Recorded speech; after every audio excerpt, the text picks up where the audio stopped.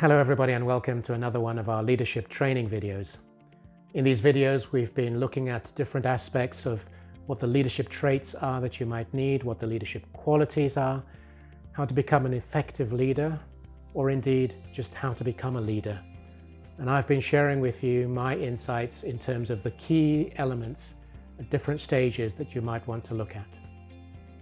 Today we're going to talk about a subject which is a little bit confusing for some people, but we all have it in some way, shape or form. It's the subject of procrastination. Procrastination. Now, as we delve into this, you'll understand why, in terms of leadership, it is really, really important to get to grips with this as a leader, because it's going to influence positively or negatively your leadership style and qualities. My name is Igwe. I have over 35 years experience in leading, training and developing teams across 5 different markets, primarily in Europe, Middle East and Africa, where I've had my experience. So we're going to start with procrastination. And as we go along, it would be great if you have any comments or thoughts or ideas that you share in relation to this. Please feel free to comment, like, share, and of course anyway, subscribe to the channel so you know when other videos are coming available. So like I said, we're going to talk about procrastination. Now, the one myth is that people believe that procrastination actually means you're lazy. It's not that at all. It's not about laziness. Laziness is kind of where you choose not to do something. You just desire to just hang around, chill out, or whatever, in life as in leadership and business.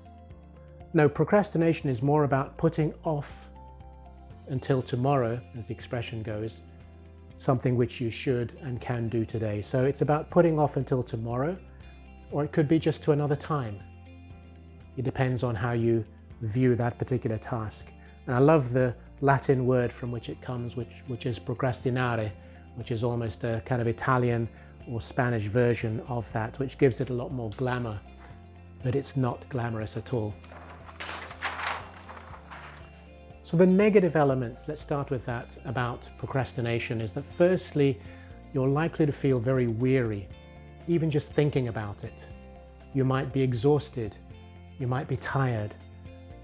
If it consistently continues, you may then find it chronic and debilitating. In other words, it really, really weighs you down and holds you down, especially if you have important decisions to make. And equally importantly, as a leader, it can lead to delays. Delays in terms of decisions that you make, delays in terms of you approaching something, and to that feeling of putting something off until tomorrow.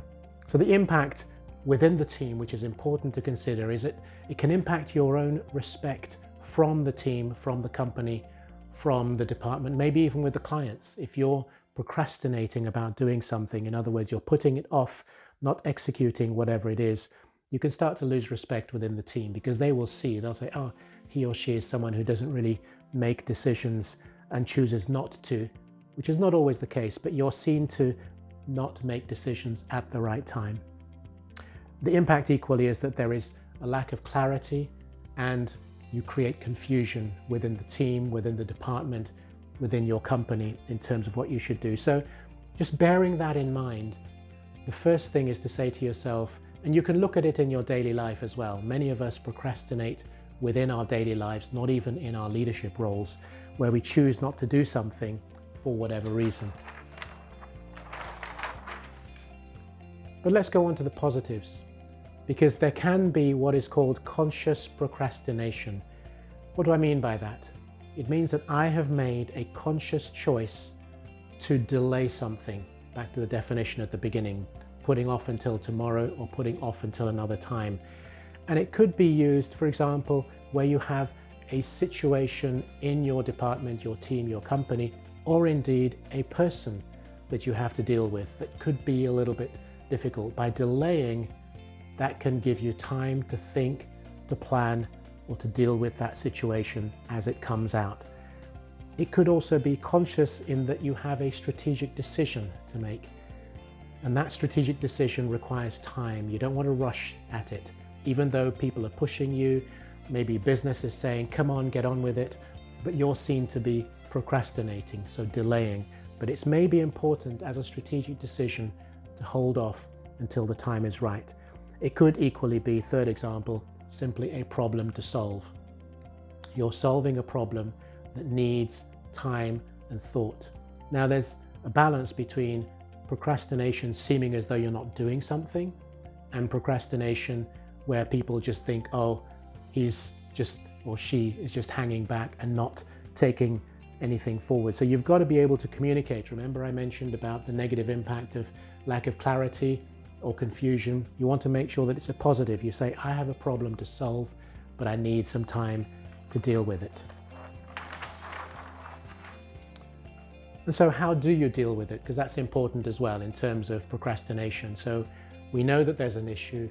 We know it can be debilitating. We know it can create problems within the team. But if you want to lead your team successfully, you have to acknowledge that it exists. There are many people who hide behind the fact that they say, oh, I don't procrastinate. I'm always on it. But the difference between a day, half a day, maybe a month, that could be a problem. So acknowledge that you have a challenge around that. And then you want to say, okay, let me take action to change it. There's a consciousness, a deliberate choice to change the way in which you approach it.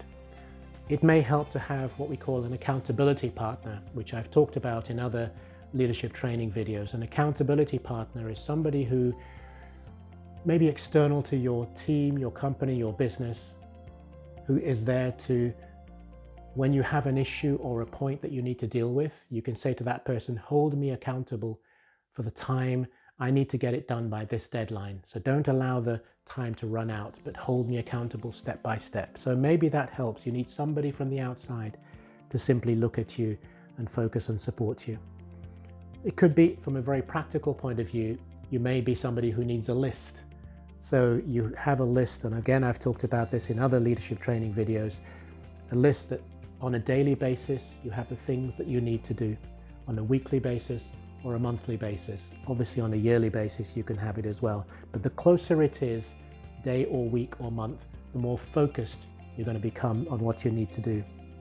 And then finally, and equally we've touched on this before, is reward yourself. So in any of these success moments where you've achieved something, your accountability partner says, well done, you've got there, fantastic. Reward yourself.